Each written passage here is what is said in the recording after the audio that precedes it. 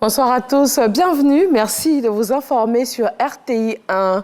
L'ambassadeur de Belgique en fin de mission en Côte d'Ivoire a été reçu au palais présidentiel aujourd'hui. Le président Alassane Ouattara a échangé avec lui, notamment sur l'excellence des relations entre les deux pays. Le diplomate a fait ses adieux à la Côte d'Ivoire. Jérôme Kofi Abola. Ambassadeur de Belgique en Côte d'Ivoire, Michael Wimmer est en fin de mission. Ce mardi 11 juillet 2023, il se rend au palais présidentiel pour en informer le président de la République, Alassane Ouattara, et lui faire ses adieux. Le diplomate belge et son hôte profitent de l'occasion pour évoquer l'excellence des relations entre leurs deux pays. Pour le président Alassane Ouattara, la Belgique est l'un des pays qui contribue énormément au développement de la Côte d'Ivoire. J'ai le plaisir d'accueillir Monsieur l'ambassadeur Wimmer, l'ambassadeur du Royaume de Belgique, à qui j'ai réitéré toute ma gratitude pour la visite que nous avons effectuée en Belgique et à l'Union européenne l'année dernière, avoir eu le grand honneur d'avoir été reçu par Sa Majesté, le roi des Belges. Et la reine a reçu également Madame la Première Dame. Et nous avons eu des séances de travail avec le Premier ministre de Belgique, et un déjeuner avec les chefs d'entreprise belges. Et comme vous le savez, la Belgique est le deuxième investisseur européen donc en Côte d'Ivoire, dans tous les secteurs, que ce soit dans la finance, dans le commerce, Sinvest, etc., qui contribue énormément au développement de la Côte d'Ivoire. Les exportations, le commerce atteint maintenant 925 milliards de francs CFA, donc pratiquement 1000 milliards.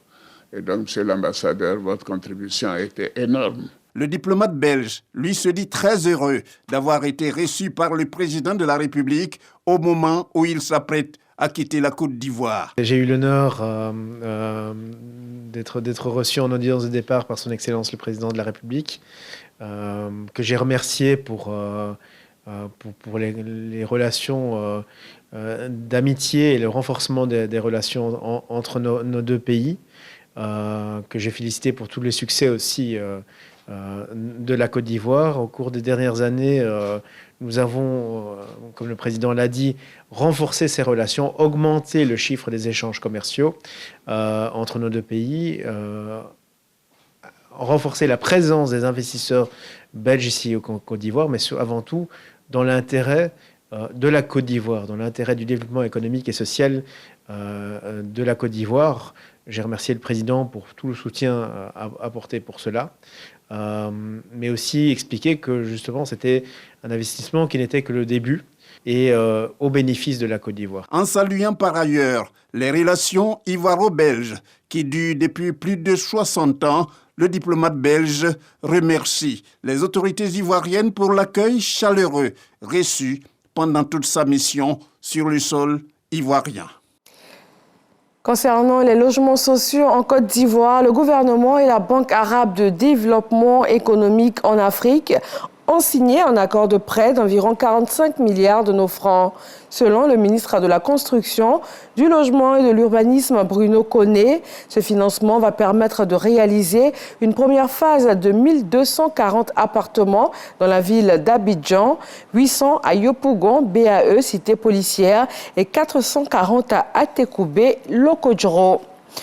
Au Soudan, Human Rights Watch a publié ce mardi un rapport sur des exactions au Darfour occidental près de la frontière tchadienne le 28 mai dernier. Selon les chiffres contenus dans ce rapport, des dizaines de personnes ont été tuées et blessées lors de l'attaque par des paramilitaires, des forces de soutien rapide et des tribus arabes.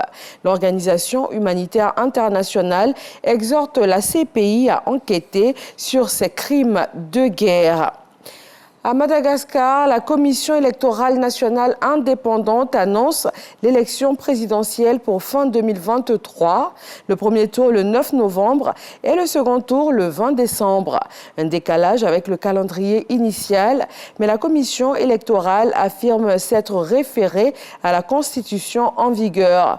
Elle a également donné le nombre total d'électeurs inscrits sur la liste électorale, 9 906 702 personnes, soit 72,88% de l'objectif fixé.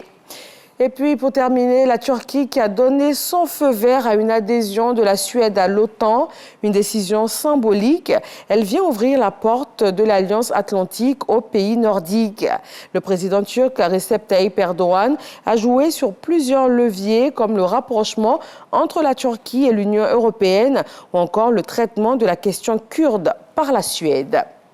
Merci de rester avec nous sur RTI 1. Nous vous donnons l'actualité dans nos régions dans quelques instants. Et moi, je vous retrouve à 20h pour le journal.